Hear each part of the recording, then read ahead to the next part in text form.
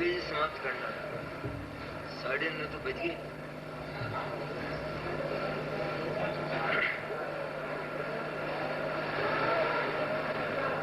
पंद्रहवीं मांगलिक गाथा है।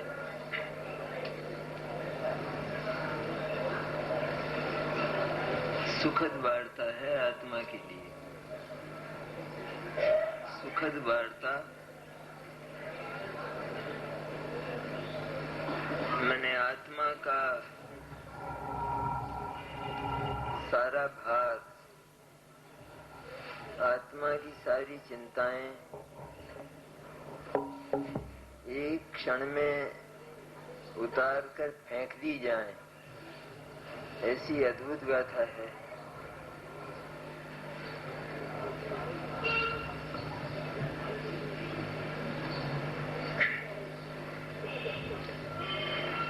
गाथा का विषय काफी समय से हम करते आए, लेकिन सचमुच ये गाथा हमारे हृदय में एक क्षण के लिए भी उतर जाए तो जीवन का उद्धार हो जाए।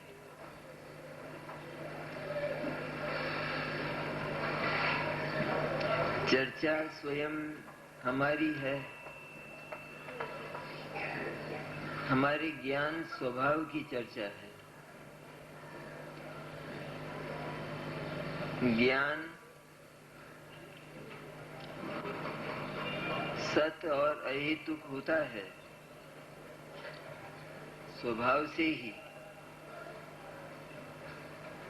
ये बात रात को हमने की थी। इसी विषय से संबद्ध जो 270 गाथा है बंद अधिकार की, उसको लेकर हमारी वार्ता हुई थी।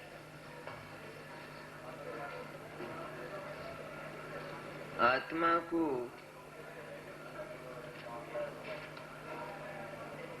जो सदा से चली आई एक आदत है कि उसे अकेलापन नहीं सुहाता और वह किसी न किसी को अपने साथ जोड़ना चाहता है।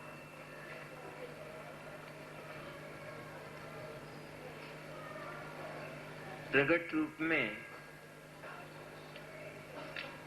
शरीर आदि पदार्थ 8 प्रकार के कर्म, इनको पुद्गल जानकर हम ये कह तो देते हैं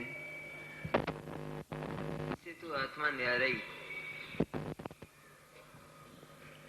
और आत्मा का रंच मात्र भी इनसे संदेह नहीं, संबंध नहीं। ये कह देने पर भी संबंध की एक और भी प्रवृत्ति है कि जो ठीक उसी प्रकार की है। और जैसे आत्मा और शरीर को एक मानने पर मिथ्या दर्शन जैसे पाप की उत्पत्ति होती है, उसी तरह आत्मा के निरपेक्ष स्वभाव को किसी के साथ जोड़कर सापेक्ष अनुभव करने की जो प्रवृत्ति है, वह भी उतना ही बड़ा पाप है।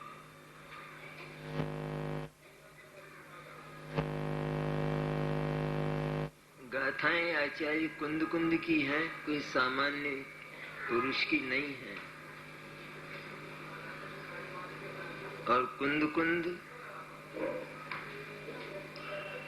विदेह पहुंचकर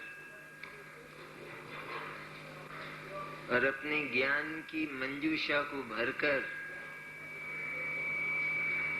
समवसरण की 20,000 सीढ़ियां उतरकर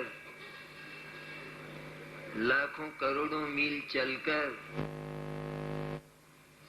भारत का भाग्य खोलने के लिए भारतवर्ष में लाए। इसलिए सारी जगत की संपत्ति एक और समय सार की गाथा का एक चरण वो एक और। इतनी वैभवशाली गाथाएं हैं। दिगंबर आचार्य कभी भी कोई बात व्यर्थ नहीं लिखा करते। उनके जितने कुछ उल्लेख होते हैं वे सब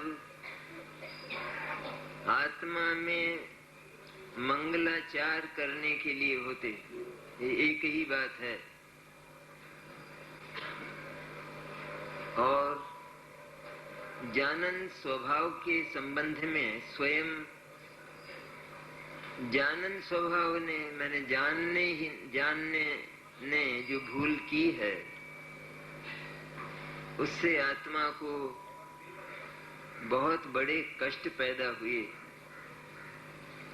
भारी हो गया है आत्मा। जहां उसने ये माना कि मैं जगत को जानता हूं, जगत को जानने वाला हूं, ऐसा उसने अपना स्वभाव स्वीकार किया। स्वभाव स्वीकार किया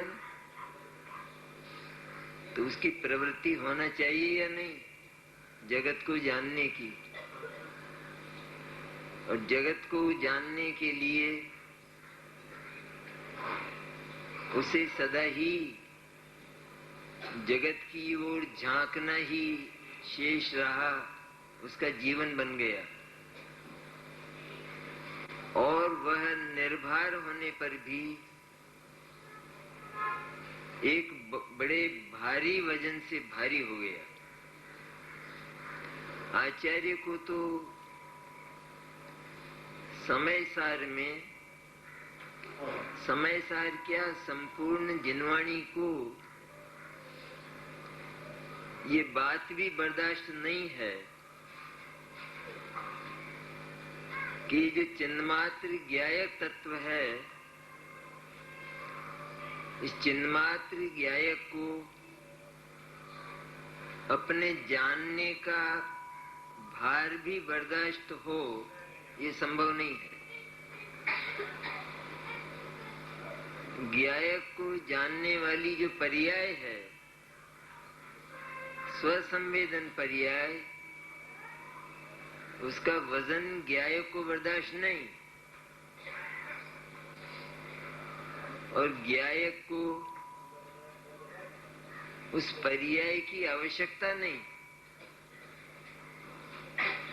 तब न ज्ञायक एकदम स्वतंत्र और निरपेक्ष सिद्ध होता है। जब अपने को जानने वाली पर्याय, सुख उत्पन्न करने वाली पर्याय का भार ज्ञायक को बर्दाश्त नहीं, तो सारे जगत को जानने का भार ज्ञायक कैसे बर्दाश्त करेगा।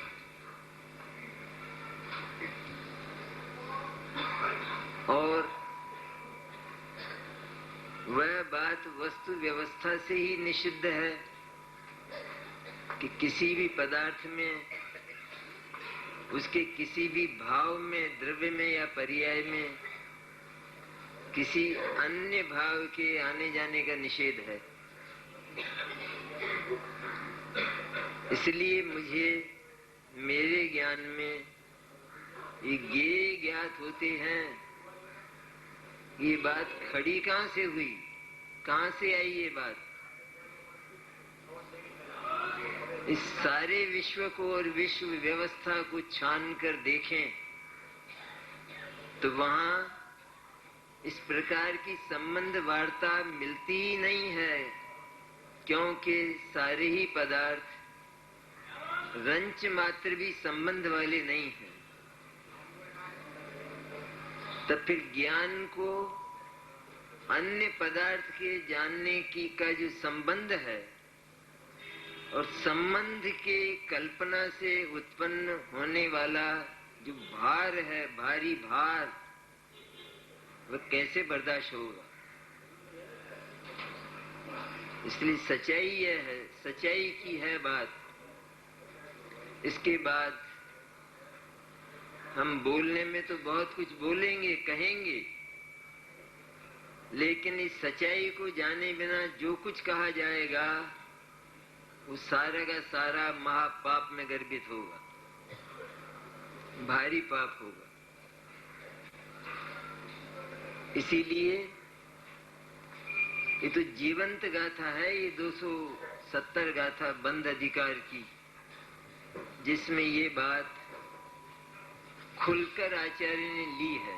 खुलकर जो हमारे बोल हैं, जो हम जिनवाणी के आधार से ही बोला करते हैं, कहते हैं, सारी जिनवाणी घोषणा करती है कि आत्मा सारे जगत को और लोकालोक को जानता।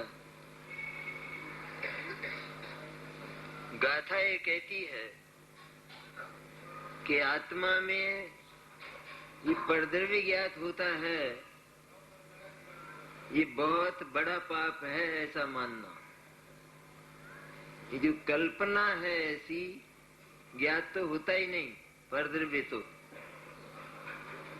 क्योंकि आत्मा में, ज्ञान में जो एकदम सत है और अहेतुक है, सत अहेतुक ज्ञप्ति, ये शब्द है ना गाथा में, ज्ञप्ति ज्ञान क्रिया जो सत और अहेतुक है, बहुत भारी है, बहुत वजनी है बात।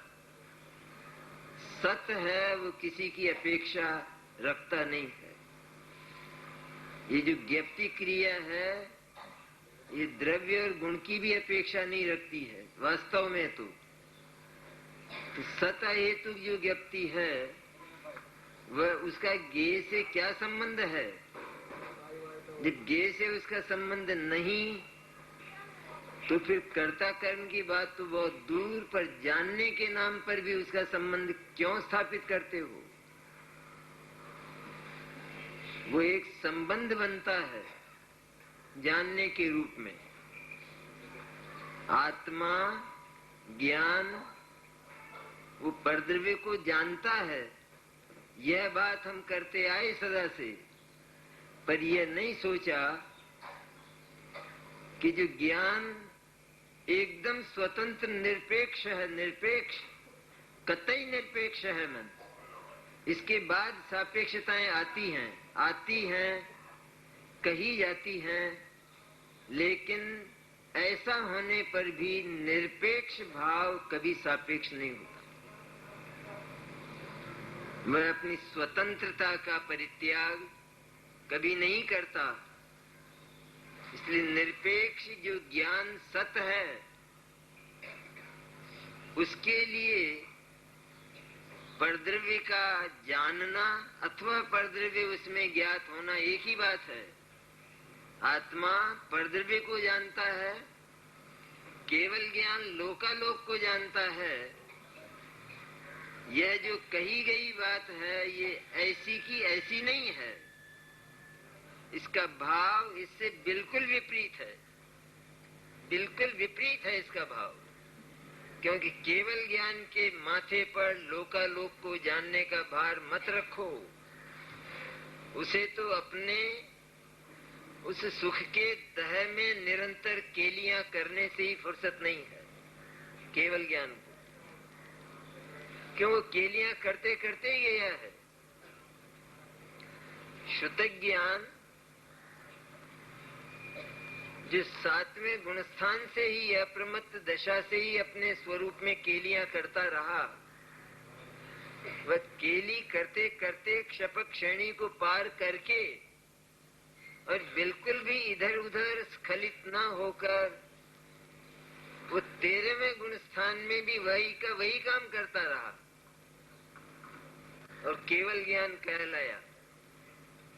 और इस शुद्ध ज्ञान को ही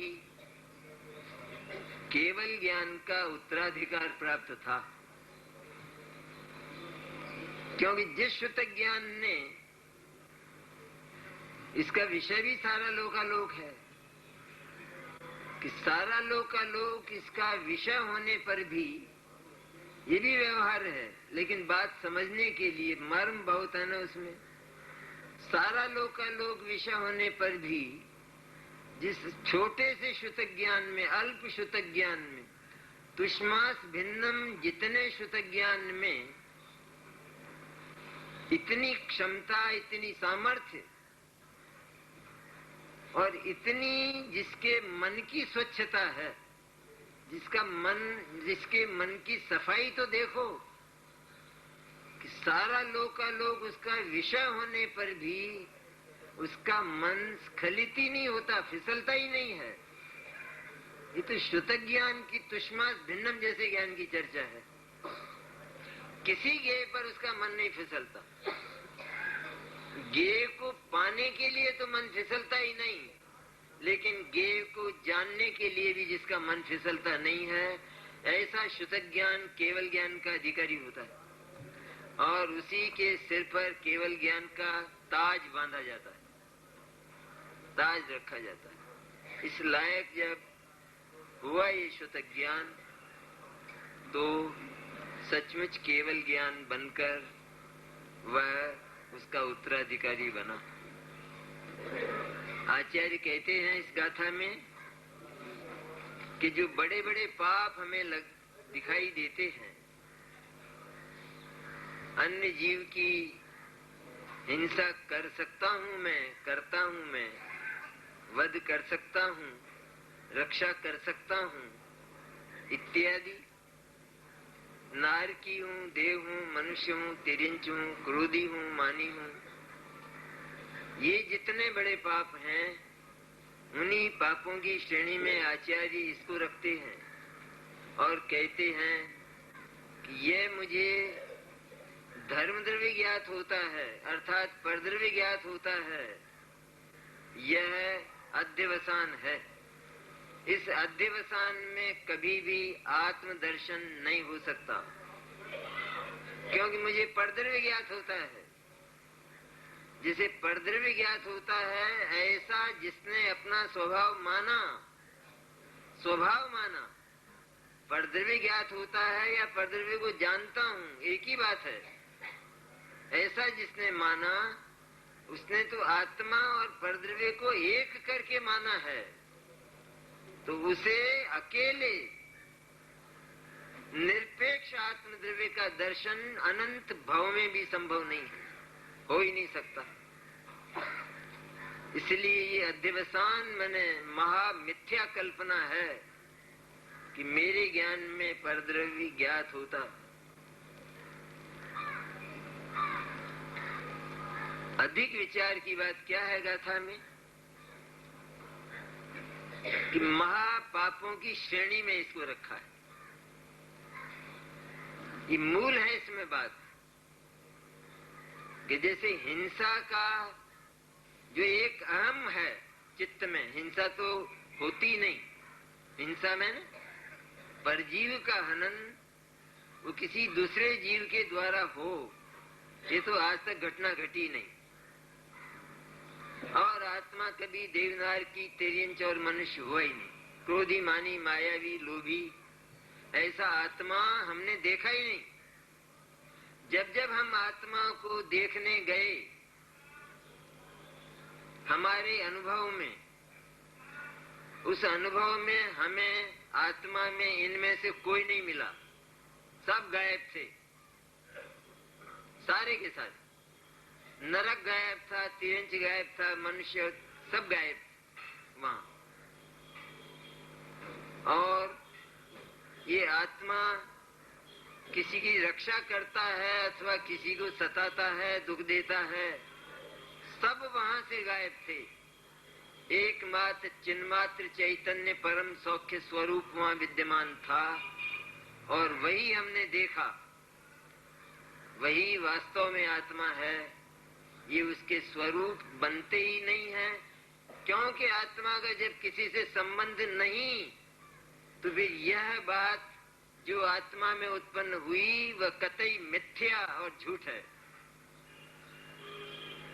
इसलिए कभी आत्मा से अन्य जीव का हनन हो सके, ये तब हो सकता है जब अन्य जीव और वो हनन किया जाने वाला जीव ये दोनों एक हों, दोनों की एक सत्ता हो।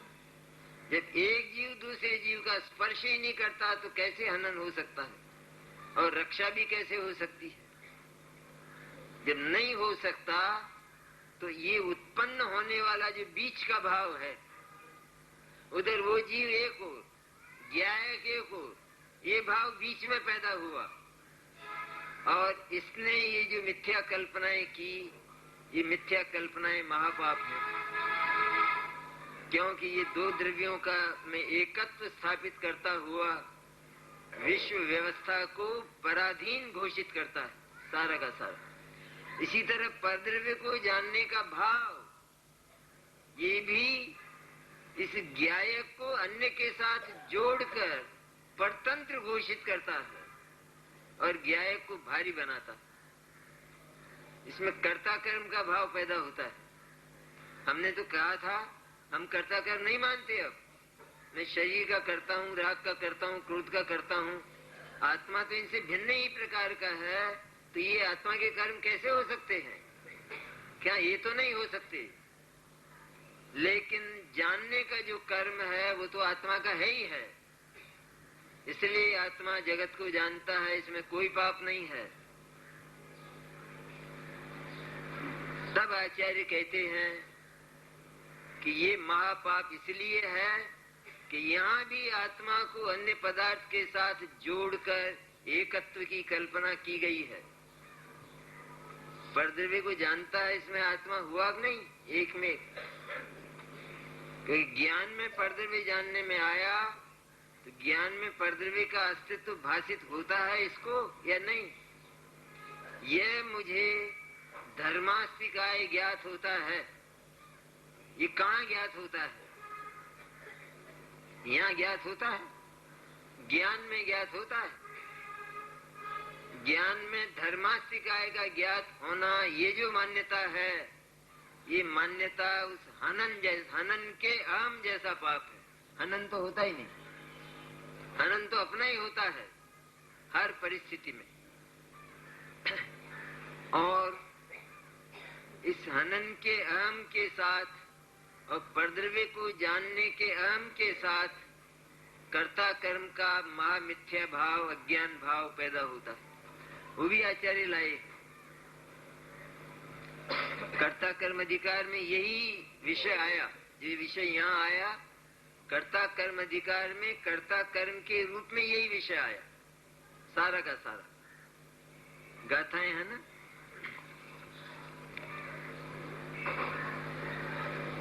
कर्ता कर्म अधिकार की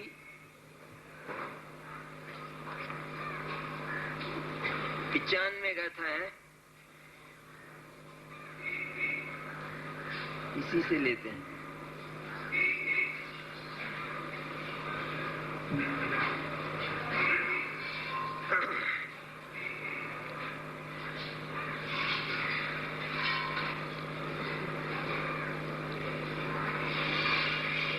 देखिए आचार्य जैसे लिखते हैं, कर्ता कर्म अधिकार की 95वीं गाथा। मैं धर्मास्तिकाय हूँ, ऐसा लिखते हैं।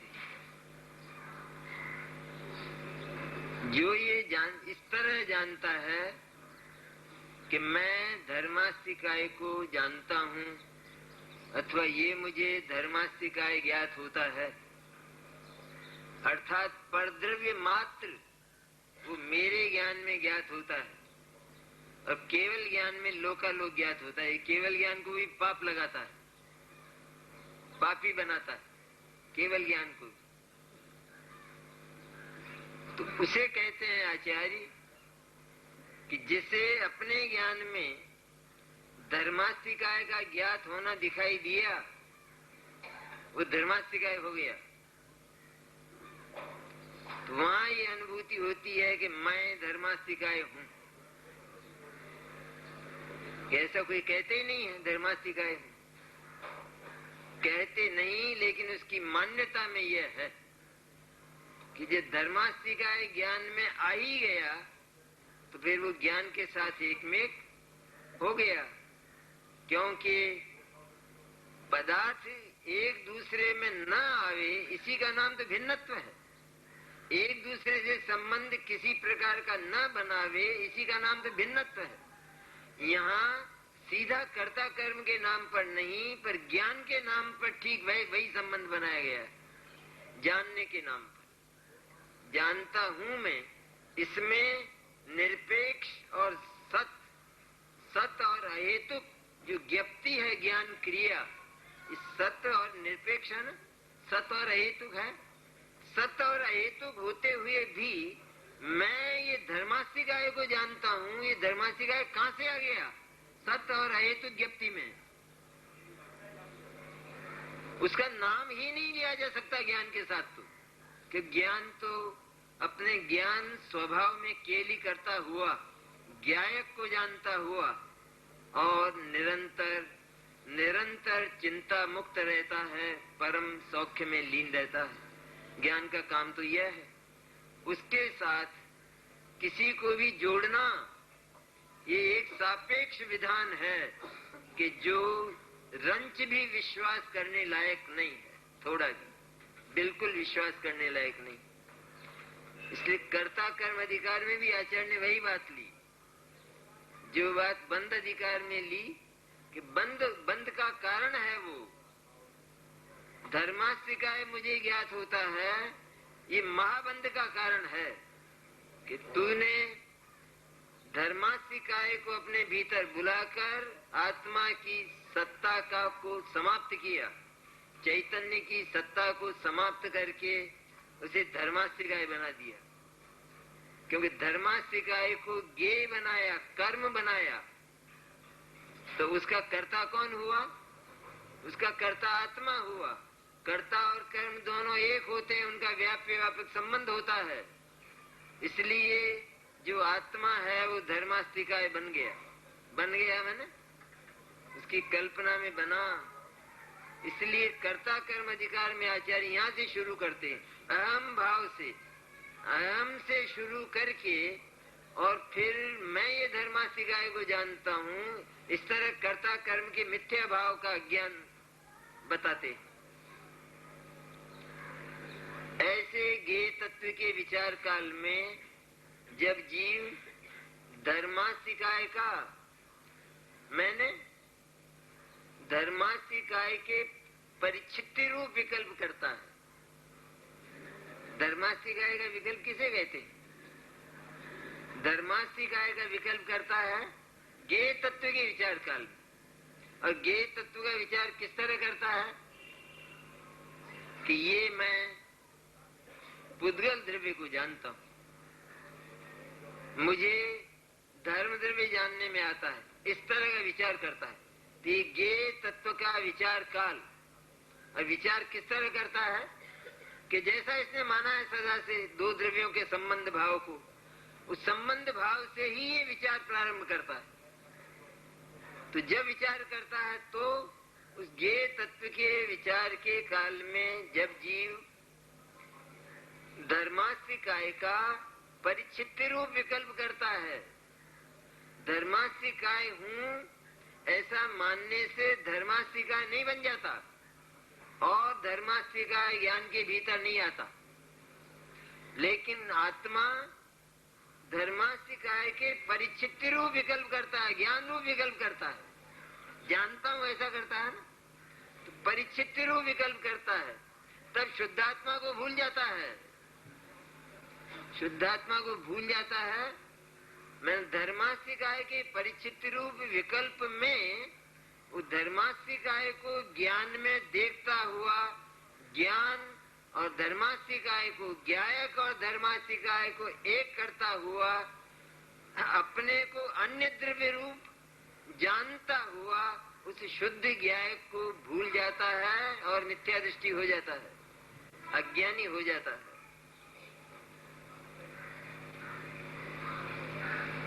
मंद बुद्धि, निर्विकल्प समाधि लक्षण, भेद विज्ञान रहित शुद्ध बुद्ध एक स्वभाव आत्मा को और पर को स्वरूप से अभिन्न करता है। किसमें करता है कि ज्ञेय के विचार काल में, ज्ञेय के विचार का एक रूप तो ये भी हो सकता है कि सारे ही ज्ञेय मेरे से भिन्न हैं, इसलिए और संबंध तो दूर, लेकिन ज्ञेय का और मेरा जानने का भी कोई संबंध नहीं, क्योंकि मैं तो सर्वथा सर्व प्रकार से न्यारा हूं ना।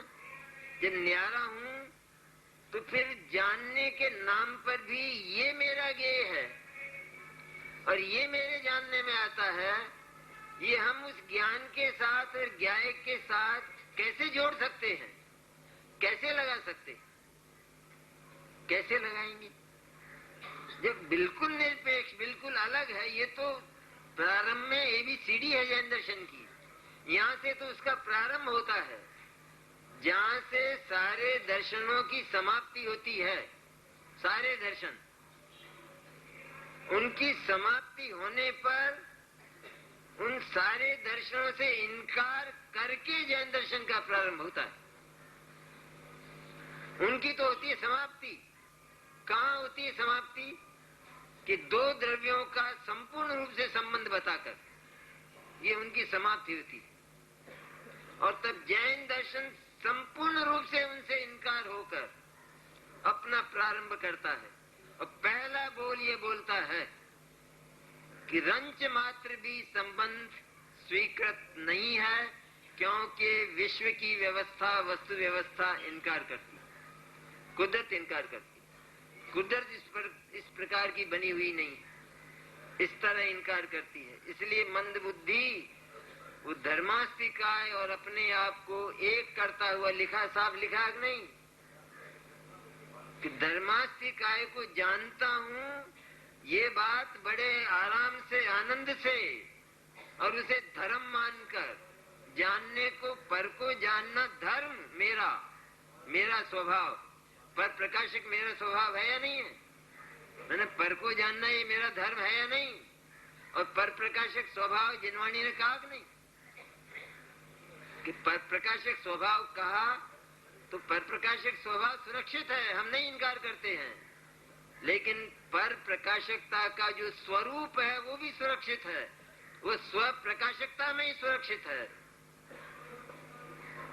आत्मा स्वयं को जानता हुआ, स्वयं को सौख्य स्वरूप, आनंद स्वरूप, उस ज्ञाय को जानता हुआ अन्य जानने में आ जाते हैं। ये बात भी कही जाती है, केवल व्यवहार नहीं से, केवल कही जाती है।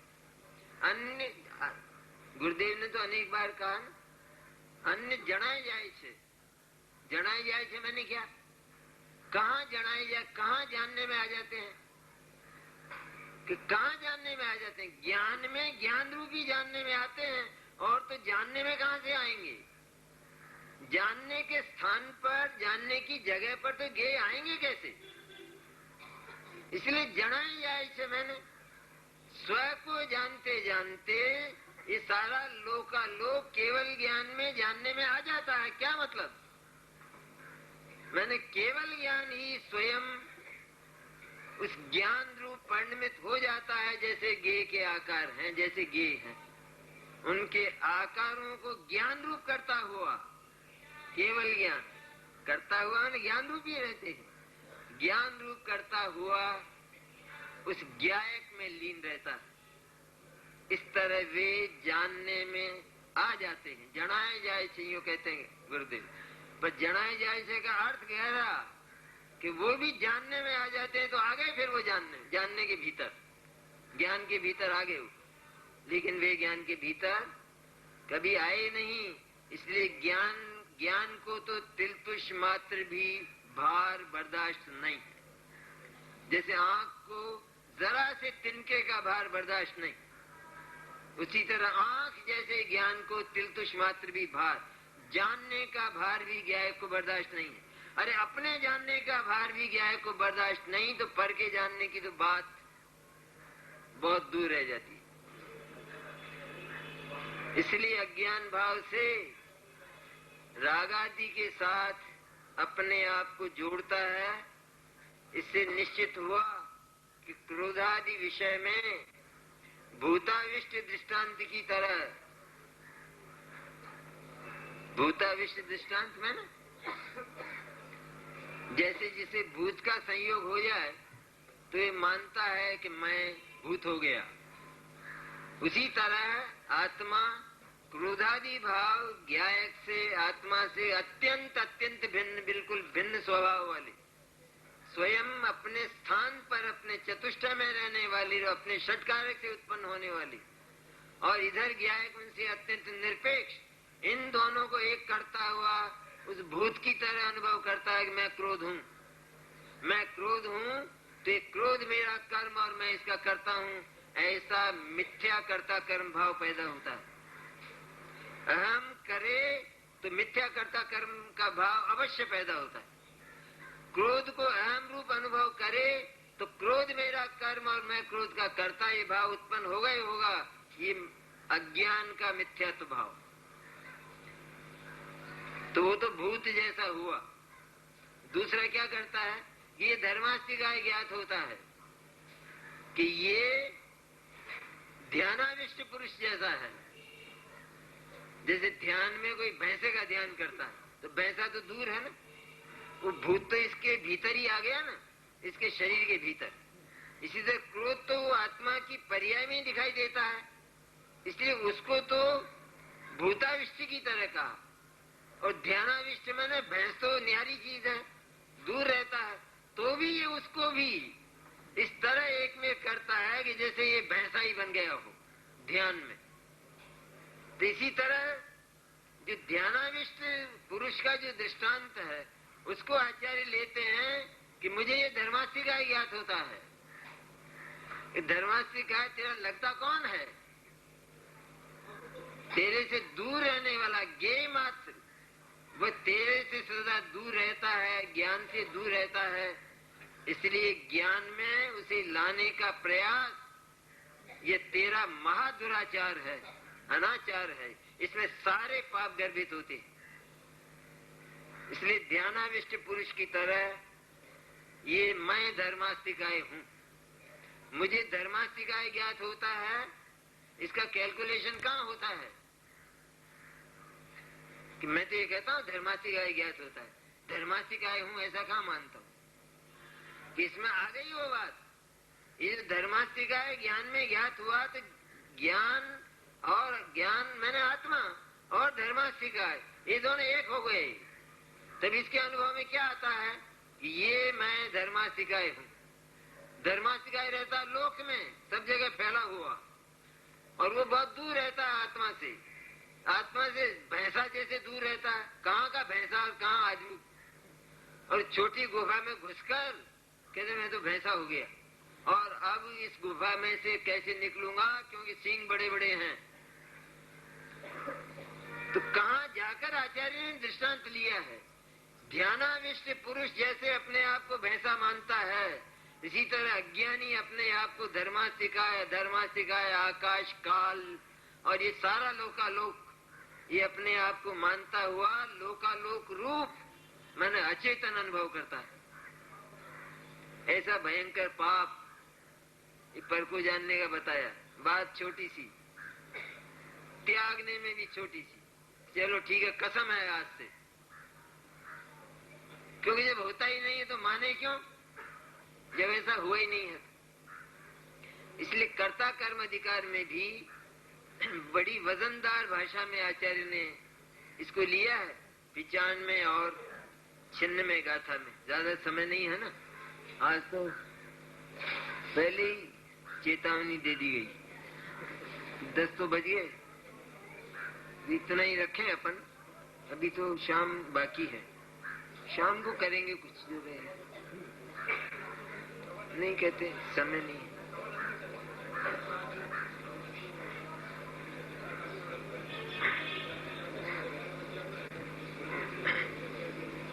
अब संध्या को करेंगे, ज्यादा दुख देना भी ठीक नहीं है। ये तो आराम की चर्चा है।